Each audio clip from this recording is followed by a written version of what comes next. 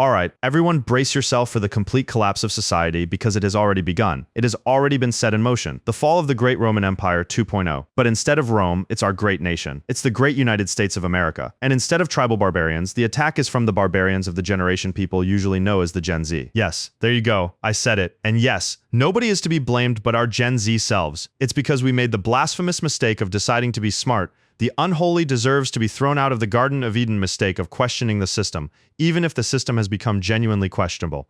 We made the horrible, dishonoring act of being smart in a system that rewards sheep brains. And fact is, the baby boomers have taken the liberty of completely exploiting the world of the youth, draining it like colonizers drains its colonies. And now that young people are refusing to live in this ideal world, refusing to work, refusing to have kids or fight wars.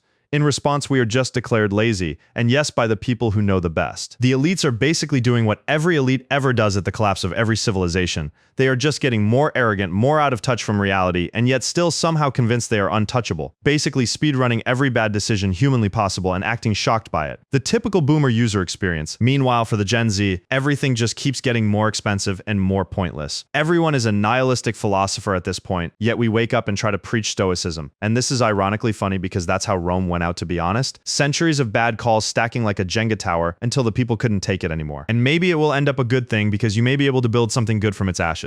And here's where it gets even better, because when things start falling apart, instead of taking responsibility and fixing itself, the system just starts blaming the people. You're not broke, you're just not working hard enough. Absolutely genius advice. Truly groundbreaking stuff. Next, we're going to be solving world hunger by educating people to eat less. And honestly, at some point you have to realize this isn't a motivation problem, it's a math problem. The numbers don't work. No amount of grinding, hustling, waking up at 4 a.m., or listening to productivity podcasts is going to magically fix our situation. You can't just hustle your way out of a machine that's specifically designed to squeeze every last drop out of you. When constant civil war and corruption brought Rome to its knees during the crisis of the 3rd century, the officials started messing with their currency, diluting silver coins until they basically became worthless. And I know it sounds familiar because it is happening to our currency right now. The US dollar has basically lost 80% of its value since 1970. And let's be real, the ultimate villain, the final boss, is Gen Z. Speaking of, trust is at this point in the gutter, which is bad because even if money isn't everything, trust is we were told the same old fable that we need to study hard and we'll get a good job, but even a decent job is a myth in this job market. And honestly, it's all collapsing because you can't just brainwash people by threatening them with failure when failure is already the default for them. When being a Roman soldier meant you'd get respect, land, and money, you wanted to fight with everything you had. But if it just becomes a dangerous job with terrible pay, nobody wants to fight for a land that doesn't feel theirs anymore. I'm preparing to leave America as soon as possible, and so are 19% of young men and 40% of young women. And it's not because we are anti-national or anything, it's simply because it's unbearably unaffordable to live here anymore. Here's a clip of a guy proving this point. Now, if I want to really crush the housing market, I could do that so fast and people could buy houses,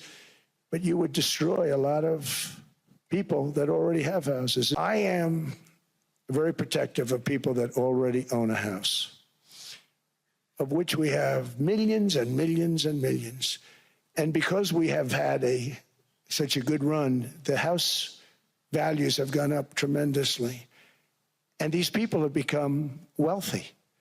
Now, maybe this revolution isn't completely bad. Maybe there is some good that might come out of this as well. Our generation is seeing the problem instead of blindly trusting the system. So maybe as the boomer nation collapses, we will simultaneously be fixing it. There already are some examples of this happening, so we are just going to have to take up the mantle and make society a better place for ourselves and the next generations. And if you want to join in, do consider subscribing.